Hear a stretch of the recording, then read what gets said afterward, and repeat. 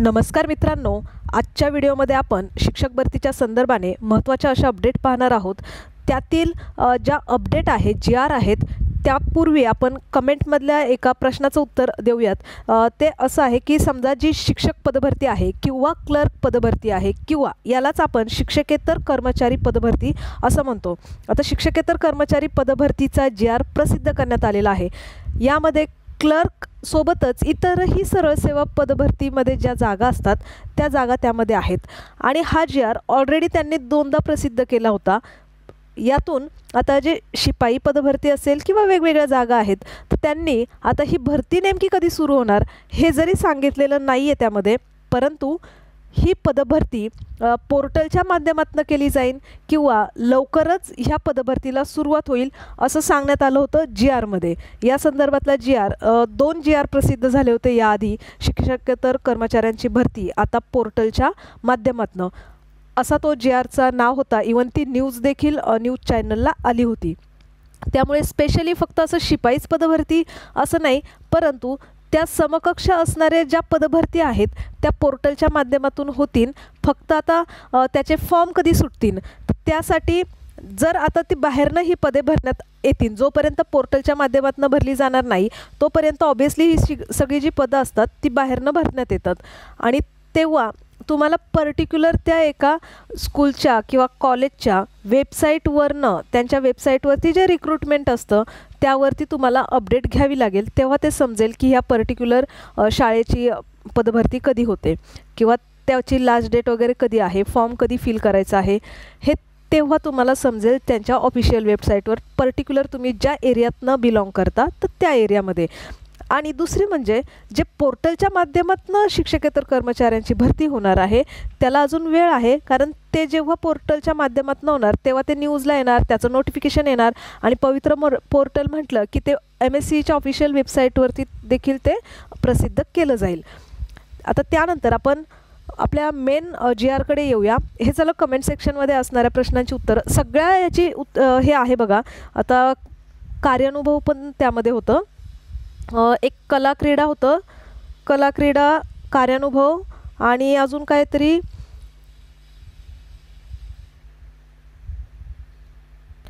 शारीरिक शिक्षण होतं।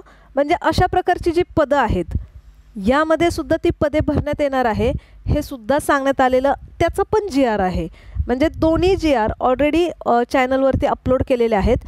फक्त एवढंच आहे की ही पदांची जी भरती आहे त्याचे फॉर्म आता जेव्हा निघतील तेव्हा ते तुम्हाला समजेल, किंवा दुसरी गोष्ट त्यांच्या ऑफिशियल वेबसाईटला रिक्रुटमेंट कॉलम असतो तर त्यामध्ये तुम्हाला स्वतःहून एकदा चेक करावं लागेल किंवा अधूनमधून ह्या गोष्टी तुम्हाला चेक कराव्या लागतील, तेव्हा ते समजेल आणि पोर्टलच्या याच्यातून जेव्हा येतील तेव्हा ते सर्वांना समजतील।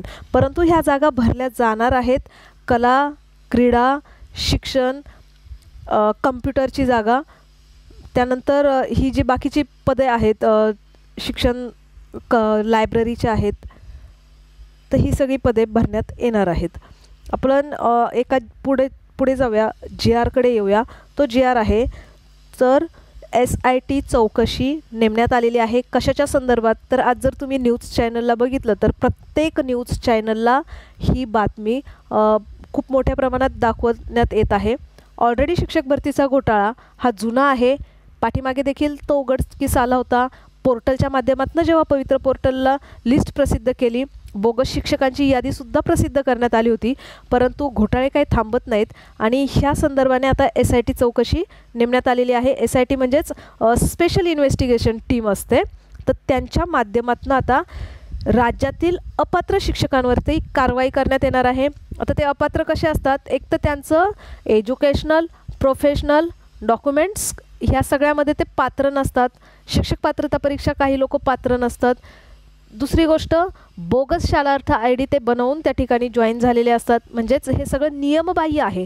मग ह्या नियमबाह्य गोष्टींमुळे या शिक्षकांचा शालार्थ ID किंवा ते चुकीच्या पद्धतीने जॉईन झालेले आहेत अशा शिक्षकांवरती कारवाई करण्यात येणार आहे। ह्यासाठी एक पथक नेमण्यात आलेलं आहे जे स्पेशल इन्व्हेस्टिगेशन करणार, त्यासाठीची ही टीम आहे आणि तो जी-आर शालेय शिक्षण आणि क्रीडा विभागाने प्रसिद्ध केला। या संदर्भातली न्यूज देखील खूप मोठ्या प्रमाणात न्यूज चॅनलला चालू आहे आता कुठे कुठे आहे तर घोटाळा सगळीकडेच आहे. आता मेन्शन केलेलं आहे इथे नागपूर, नाशिक, जळगाव, बीड, लातूर, मुंबई इत्यादी ठिकाणी गैरप्रकार आढळून आल्याबद्दल शासनास तक्रारी भरपूर प्रमाणात प्राप्त झाल्या. खूप मोठ्या शिक्षकांनी देखील सांगितलं आहे, निदर्शनास देखील आणून दिलेलं आहे आणि प्रूफ देखील दिलेले होते. तर आता याच संदर्भाने ही SIT चौकशी नेमलेली आहे आणि शासनाच्या विचाराधीन होतं ऑलरेडी ही SIT चौकशी नेमायची, परंतु आता शासनाने नेमली आणि त्या संदर्भातली चौकशी सुरू देखील झालेली आहे. शासन निर्णय जोडलेले आहेत. या अपात्र शिक्षक आहेत. आता हे कधीपासून होणार तर बघा SIT स्थापन तर करण्यात आलेली आहे. मेन त्यांचा जी टीम आहे, प्रमुख विभागीय आयुक्त पुणे IAS, त्यानंतर दुसरे आहेत महाराष्ट्र राज्य पोलीस महानिरीक्षक कायदा व सुव्यवस्था आहे IPS, आणि त्यानंतर तिसरं आहे की आयुक्त कार्यालय महाराष्ट्र राज्य यांचे संचालक. यांच्या ह्या अशा प्रकारच्या ह्या टीम नेमण्यात आलेल्या आहे आणि ही चौकशी होणार. आता विशेष चौकशी पथकाची जी कार्यकक्ष आहे ती कशी आहे ते पहा. पहिलाच पॉईंट जर व्यवस्थित पाहिला तर सर्व विभागीय शिक्षण उपसंचालक, अनुदानित, अंशतः अनुदानित, प्राथमिक, माध्यमिक, उच्च माध्यमिक शिक्षक, शिक्षकेतर कर्मचारी, वैयक्तिक मान्यता, शालार्थ ID मान्यता, सेवा सातत्य, विना अनुदानित, अनुदानित म्हणजेच काय तर सगळ्या प्रकारच्या शाळा, कोणत्याही प्रकारचं अनुदान असू दे, सगळ्या प्रकारच्या आणि कोणत्याही प्रकारचं पद असू दे, म्हणजे शिक्षक पण आणि शिक्षकेतर कर्मचारी पण, सगळ्यांचाच अहवाल शासनाला सादर करण्यासाठी सांगितलेला आहे. आणि शिक्षकेतर कर्मचाऱ्यांच्या देण्यात येणाऱ्या विविध ज्या मान्यता आहेत, म्हणजे एवढ्या किती रिक्त पदे आहेत त्यासाठी जी मान्यता दिली जाते ती मान्यता, मग ती वैयक्तिक असू द्यात किंवा शाळेने दिलेली मान्यता असू द्या, यामध्ये जर कुठल्या कमतरता आहेत तर त्या शोधून त्या अनुषंगाने कारवाई करण्यासाठी सूचना दिलेल्या आहेत.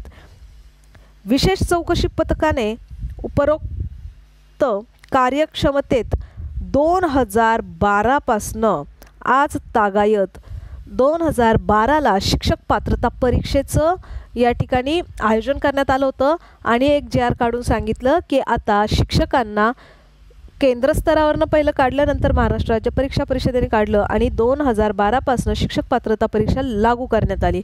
आणि त्यानंतर 2012 पासून जेवढे शिक्षक भरलेले गेलेले आहेत त्या सर्वांचे अहवाल मागवलेले आहेत, त्यांची चौकशी करण्यासाठी सांगितलेलं आहे. असं हे खूप मोठ्या प्रमाणातलं 3 कमिटीचं हे पथक नेमण्यात आलेलं आहे आणि ह्या टीमला चौकशी करण्यासाठी 3 महिन्यांच्या आत शासनास सादर करायचं असतं. आता हे SIT पथक कोण नेमतं, एक तर न्यायालय नेमतं किंवा सरकार नेमतं. हे न्यायालयाला आणि सरकारला सादर करणं त्यांना बंधनकारक असतं. आता ही माहिती त्यांना 3 महिन्यामध्ये मिळवायची आहे. सगळ्या गोष्टी व्हेरीफाय करायच्या आहेत आणि शासनास न्यायालयास सादर करायच्या आहेत. अशा पद्धतीने SIT साठीचा शालेय शिक्षण विभागाने JR काढलेला आहे. त्यामुळे यातून जे बोगस शिक्षक भरती आहेत, बोगस शालार्थ ID आहेत, चुकीच्या पद्धतीने आलेले आहेत, ते अपात्र आहेत, अशा सर्व शिक्षकांचा अहवाल यातून आता बाहेर येईल. त्यानंतर आपण दुसरी अपडेट पाहूया, ती म्हणजे आता नवीन एज्युकेशनल पॉलिसी आहे 2020, पण त्याची अंमलबजावणी करण्यात आली 2024-25च्या नंतर त्याची सुरुवात झाली. आता 2020 पर्यंत जे काही एज्युकेशन पॉलिसी होती त्याचा बेस फाउंडेशन वेगळं होतं आणि नवीन एज्युकेशन पॉलिसीनुसार त्याचं फाउंडेशन वेगळं आहे. त्या संदर्भातली ही दुसरी अपडेट आपण पाहणार आहोत. या नवीन एज्युकेशनल पॉलिसीचे फाउंडेशन चेंज झाल्यामुळे शिक्षकांच्या पात्रता परीक्षा आहे यामध्ये सुद्धा बदल करण्यात येणार आहे. हे त्यांनी ऑलरेडी एज्युकेशन पॉलिसीमध्ये 2020लाच सांगितलेलं आहे.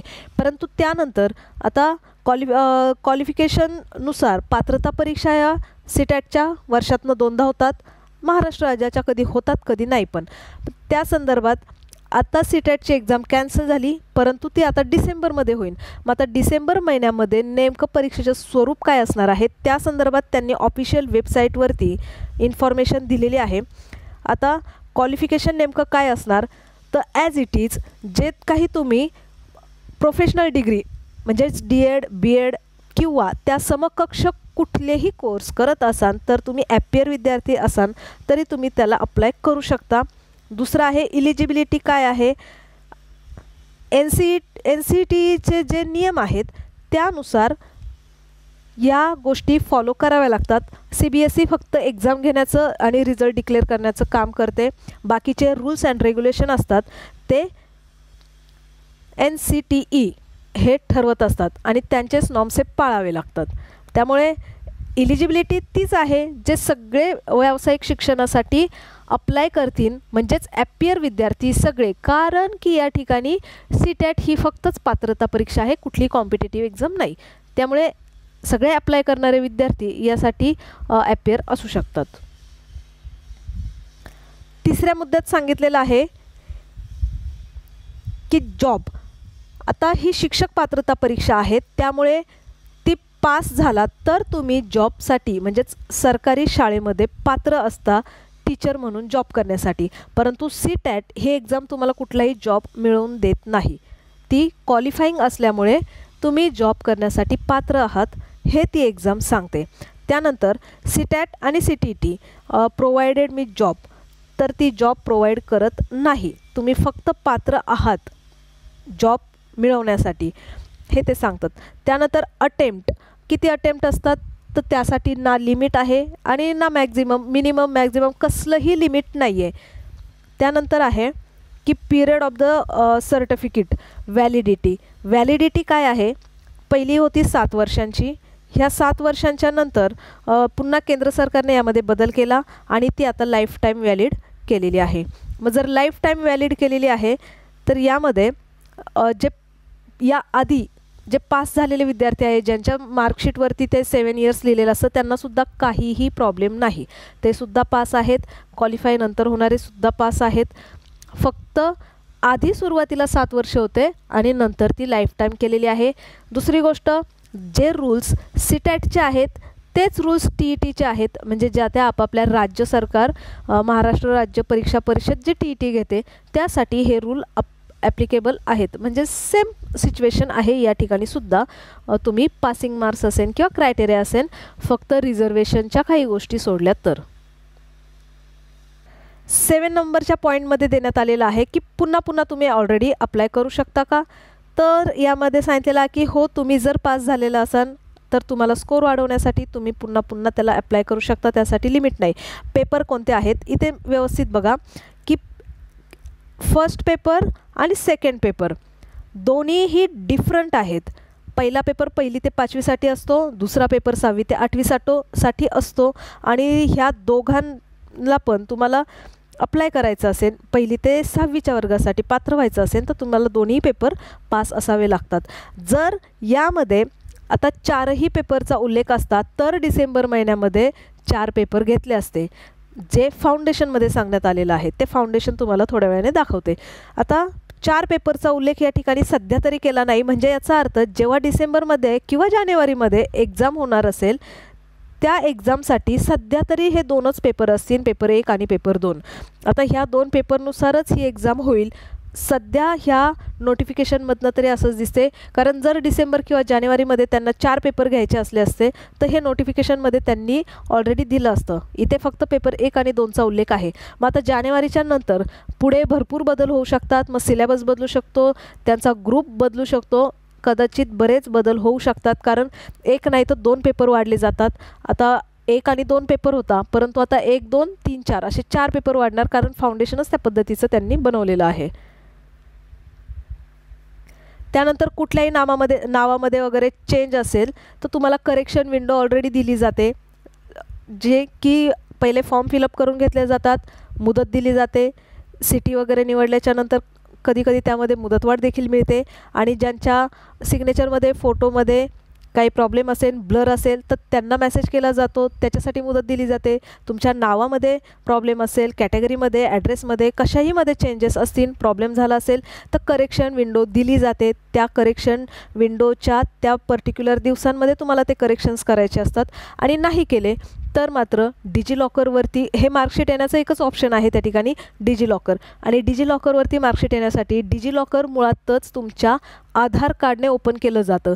म्हणजेच आधार कार्डवरती जे नाव असेल ते जर तुम्ही त्या नावाने एक्झाम दिली तर ते डिजिलॉकरवर येतं. आणि त्या नावामध्ये बदल झाला तर ते डिजिलॉकरवरती लगेच येत नाही. त्यासाठी त्यांनी वेगळी प्रोसिजर दिलेली आहे आणि त्या वेगळ्या प्रोसिजरनुसार तुम्हाला ती मेल वगैरे मेसेज वगैरे करून त्या प्रोसिजरनुसार गेल्यानंतर ते डिजिलॉकरवर येतं. त्यानंतर पुढचा मुद्दा आहे 10 नंबरचा पॉईंट, की तुम्हाला मार्कशीट आणि सर्टिफिकेट भेटतं का. जर तुम्ही पास झालात तर तुम्हाला मार्कशीट आणि सर्टिफिकेट भेटतं. पण जर तुम्ही फेल झालात तर तुम्हाला फक्त मार्कशीट येतं, त्यामध्ये सर्टिफिकेट येत नाही. आणि समजा तुम्ही दोन्ही विषयांना अप्लाय केलेलं आहे आणि एकात तुम्ही पास झालात, एकात फेल झाला, पण रिझल्ट एकच येतो. मग अशा वेळेस मार्कशीट पण येतं, सर्टिफिकेट पण येतं. फक्त यामध्ये तुम्ही पास म्हणजे क्वालिफाईड जे आहे त्याचेच सर्टिफिकेट त्यावरती क्वालिफाईंग म्हणून लिहून येतं. त्यानंतर पुढे दिलेलं आहे की कोणाला सर्टिफिकेट भेटतं. तर ज्यामधनं तुम्ही ॲप्लिकेशन केले, सीटॅट फक्त SC ST आणि OBC 3च कॅटेगरी देतं. या 3 कॅटेगरीमध्ये येणाऱ्या विद्यार्थ्यांना 55% मार्क्स असतील तर मार्कशीट सर्टिफिकेट मिळतं. आणि बाकीच्या कॅटेगरी असतील तर त्यांना 60च्या वरती टक्के पडले किंवा 60 जरी पडले तरी मार्कशीट सर्टिफिकेट येतं. आणि त्यानंतर आपलं EWS आणि SCBC हे जे आरक्षण आहे यासाठी 55% मार्क्स पडले तरी इथे तुम्हाला सर्टिफिकेट भेटत नाही, फक्त मार्कशीट भेटतं. त्यामुळे महाराष्ट्र राज्य परीक्षा परिषदेने यांना पात्र ठरवलेलं आहे. परंतु सीटॅटकडनं त्याचं सर्टिफिकेट भेटत नाही, कारण ते फक्त ह्या कॅटेगरी रिझर्वेशनमध्ये सेंट्रल गव्हर्नमेंटच्या याच्यात येतात. SCBC आणि EWS हे फक्त महाराष्ट्रापुरतं मर्यादित आहे, ते ह्या कॅटेगरीमध्ये येत नाही. EWS येतं पण ते सगळ्याच्या क्रायटेरिया खूप वेगवेगळ्या आहेत, ते रिझर्वेशनच्या व्यवस्थित टायटलमध्ये पाहता येतं. यानंतर पुढचा मुद्दा दिलेला आहे की तुम्हाला सेंटर अलॉट करता येतं. न्यूज बुलेटिन वेळोवेळी त्या ठिकाणी प्रसिद्ध होतात, त्या व्यवस्थित वाचाव्या लागतात. नंतर देअर इज इन वन सीटॅट, तर तुम्ही पेपर 1ली ते 5वीसाठी 1, 7वी ते 8वी साठी तुम्हाला पेपर 2, तुम्हाला दोन्ही द्यायचे असेल तर तुम्ही दोन्ही पेपर देऊ शकता. त्याच्यासाठी वेळ असतो 2.5 तास प्रत्येक पेपरसाठी.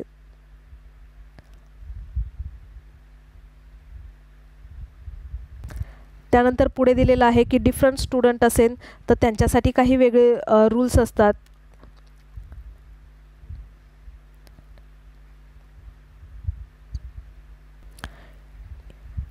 त्यानंतर 20मध्ये दिलेलं आहे की BEd असेल, फर्स्ट इयरला असेल किंवा फायनल इयरला असेल किंवा वेगवेगळ्या कुठल्या स्ट्रीममध्ये हे विद्यार्थी, म्हणजेच DEd आता DTEd हे वेगवेगळे टाईप्स असतात किंवा त्यांच्याकडे डिप्लोमा आणि डिग्री या प्रकारचे ते कोर्सेस सर्टिफाईडनुसार असतात. तर सीटॅटने या ठिकाणी पात्र ठरवलेलं आहे, काही प्रॉब्लेम नाही. आणि परंतु याच्या अंतर्गत जे महाराष्ट्र राज्य सारखं आहे, म्हणजेच स्टेट लेवलवरती तुमची परीक्षा परिषद किंवा शालेय शिक्षण आणि विभाग या संदर्भात डिसिजन घेत असतं. म्हणजे काही डिसिजन हे NCT नॉर्म्सनुसार चालतात आणि स्थानिक पातळीवरचे जे डिसिजन आहेत ते महाराष्ट्र राज्य परीक्षा परिषद घेत असतं. त्यानंतर तुम्हाला हे क्रॉस चेक करता येतात का, तुमचे जे डॉक्युमेंट्स आहेत तुम्हाला तिथे जाऊन तर घेता येत नाही. ऑफलाईन पद्धतीने कुठलीही प्रोसिजर याची होत नाही, जी काय आहे ते ऑनलाईन पद्धतीनेच होते. त्यानंतर ऑनलाईन पद्धतीनेच तुमचं मार्कशीट आणि सर्टिफिकेट मिळत असतं. आणि हा डेटा तुम्हाला फार तर 2 ते 3 महिनेच त्या ठिकाणी वेबसाईटवरती अवेलेबल असतो. 2-3 महिन्यानंतर CBSE तो डेटा त्या ठिकाणावरनं हटवते. म्हणजेच त्याच्यामध्ये एक फिल्टरच लावलेला असतो. 3 महिन्याच्या नंतर तो डेटा ॲटोमॅटिक डिडक्ट होतो आणि नवीन त्यामध्ये जशा एक्झाम येतात त्या ठिकाणी विद्यार्थी अप्लाय करतात. पाठीमागचा डेटा आउटडेट होत असतो आणि पुढे हे कंटिन्यू ही प्रोसिजर चालू राहते. यासाठी ऑफिशियल वेबसाईट दिलेल्या आहेत. आणि हे होते मोस्ट फ्रिक्वेंटली आस्क क्वेश्चन. आणि ह्या संदर्भातच सीटॅटने ऑफिशियल नोटिफिकेशन काढलं आणि त्यात ह्या सगळी इन्फॉर्मेशन दिलेली आहे. म्हणजे आता यामध्ये जे फाउंडेशन आहेत ते पाहूया आपण. आता या ठिकाणी हे फाउंडेशनमध्ये नवीन एज्युकेशनल पॉलिसी आणि आधीची पॉलिसी काय सांगते, तर ही आहे आधीची पॉलिसी आणि इकडची आहे नवीन एज्युकेशनल पॉलिसीनुसार आलेले नियम. आता आधीच्या पॉलिसीमध्ये हे आहे आपलं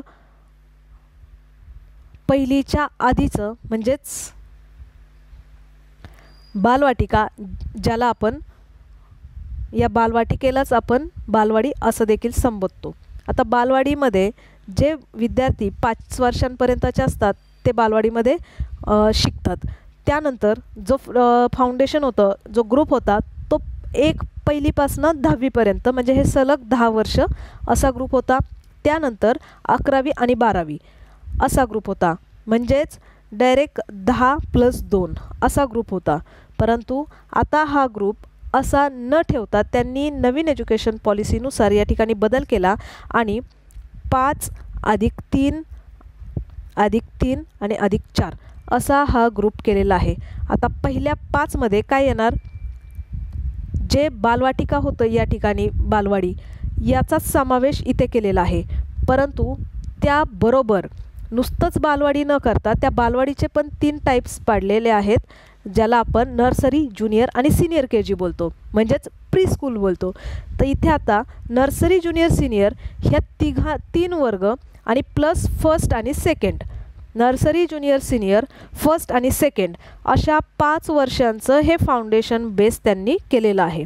म्हणजे या ठिकाणी तुम्हाला 5 वर्ष ह्याला 2 याच्यात डिवाईड केलेलं आहे. पहिले 3 नर्सरी, ज्युनियर, सिनियर आणि फर्स्ट, सेकंड असे 2, ह्या 3 आणि 2चा असा 5चा एक ग्रुप करून त्याचं फाउंडेशन केलेलं आहे. आणि यासाठी आता एक सेपरेट पेपर होईल. हा झाला क्वालिफिकेशनचा एक पेपर. दुसरी गोष्ट, पहिली, दुसरी यामध्येच बेस फाउंडेशनमध्येच गेलं. त्यानंतर 3री, 4थी आणि 5वी यामध्ये 3री, 4थी, 5वी हा झाला दुसरा ग्रुप. 6वी, 7वी, 8वी हा झाला तिसरा ग्रुप आणि 9, 10, 11 आणि 12 हा एकत्र केला आहे, हा झाला चौथा ग्रुप. अशा प्रकारे 4 प्रकारचे पेपर या ठिकाणी नवीन एज्युकेशन पॉलिसीनुसार येतील. याची घोषणा केलेली नाही, परंतु त्यांनी हे सांगितलं होतं की 3रा पेपर येणार आहेत 9वी 10वीसाठी, म्हणजेच 9वी आणि 10वीच्या वर्गासाठी आता CTET किंवा TET कुठलीही पात्रता परीक्षा पास असणं गरजेचं नाही. परंतु आता जे डिसेंबरमध्ये एक्झाम होईल त्याच्यानंतर मात्र पुढे जाऊन हा पेपर कधीही त्यामध्ये ॲड करू शकतात. याची अंमलबजावणी, आता हे जे नवीन एज्युकेशन पॉलिसी आलेली आहे याची अंमलबजावणी करताना ही स्टेप बाय स्टेप करणार आहेत. त्यामुळे पेपरसुद्धा आता पेपर 1, पेपर 2, पेपर 3 ॲड करतील किंवा पेपर जो फाउंडेशनचा आहे हा ॲड करतील. त्यामुळे हळूहळू यामध्ये बदल करतील. डिसेंबर महिन्यापर्यंत सध्या तरी याच्यात काहीच बदल होणार नाही, जे चालू आहेत त्याच पद्धतीने चालेल. परंतु त्यानंतर मात्र हे 3 ते 4 पेपर होण्याची शक्यता आहे. जसं मगाशी नोटिफिकेशनमध्ये दाखवलं त्याप्रमाणे जर पेपर 1 आणि पेपर 2 याचा उल्लेख केलेला आहे तर हा डिसेंबरमध्ये येणाऱ्या परीक्षेमध्ये कुठलाही बदल नसणार. परंतु त्याच्या पुढे जाऊन हे बदल होणार आहेत, कारण हे फाउंडेशन गेलं आणि हे एज्युकेशन पॉलिसी आली आणि यामध्ये हे 4 पेपर असण्याची शक्यता आहे. 2026मध्ये 25पर्यंत तर ह्या गोष्टी होऊन जातील, पण 2026पासून पुढे मग जेव्हा हे पेपर ॲड केले जातील तेव्हा सिलेबससुद्धा बदलला जाईल. म्हणजे सिलेबसमध्ये पण बदल होईल, काही नियमांमध्ये सुद्धा बदल होईल आणि फाउंडेशनमध्ये सुद्धा बदल झालेला आहे. त्यामुळे आता येणाऱ्या नवीन पदभरतीमध्ये बऱ्याच मोठ्या प्रमाणात पदे पाहायला मिळू शकतात. एक तर संच मान्यतेचा GRमुळे आपल्याला अधिवेशनामध्ये 30 ते 35 हजार पकडून चला 30,000 जागांची त्यांनी उल्लेख केला होता शिक्षण मंत्र्यांनी. आता त्या 30,000 तर जागा आहेच, परंतु या बेसमध्ये ह्या फाउंडेशनमध्ये ह्या जागा देखील या ठिकाणी वाढतात. आता ह्या जागासुद्धा भरल्या जाणार, त्यासाठी पात्रता परीक्षा आणणार आणि या जागा भरल्या जाणार ऑब्वियसली आता बाहेर प्रायव्हेट ठिकाणी प्रीस्कूल ऑलरेडी चालू झालेले आहेत. मग हेच ते एका नियमाच्या अंतर्गत आणतात, मग तिथे टीचरांची रिक्रुटमेंट होणार. त्यामुळे अशा वेगवेगळ्या पद्धतीने शिक्षकांची पदे रिकामी होणार. दुसरी गोष्ट, आता जे फ्रॉड आहे 2012पासनं ही SITची चौकशी नेमण्यात आलेली आहे, ती टीम नेमण्यात आलेली आहे स्पेशल इन्व्हेस्टिगेशन. तर या टीमनुसार 2012 आहे तेव्हापासून सगळे शिक्षक पात्र असतील असं नाही. याच्यामधून जे बोगस आहे, जे नियमबाह्य आहेत ते शिक्षक पुन्हा त्या जागा रिक्त होतील. त्यांच्यासाठी काही मुदत देण्यात येईल की त्यांनी काही दिवसांमध्ये ते पास करावं वगैरे असं असू शकतं, परंतु त्यातूनही काही जागा या रिक्त होतील. आणि मुळातच फ्रॉड व्यक्तींना या ठिकाणी संधी नसावी अशा हिशोबाने महाराष्ट्र राज्य परीक्षा परिषदेने सुद्धा TET ही कायमस्वरूपी अशा विद्यार्थ्यांना, टीचरांना बॅन केली होती. आणि त्या संदर्भातच मोठ्या न्यायालयामध्ये केस पडली.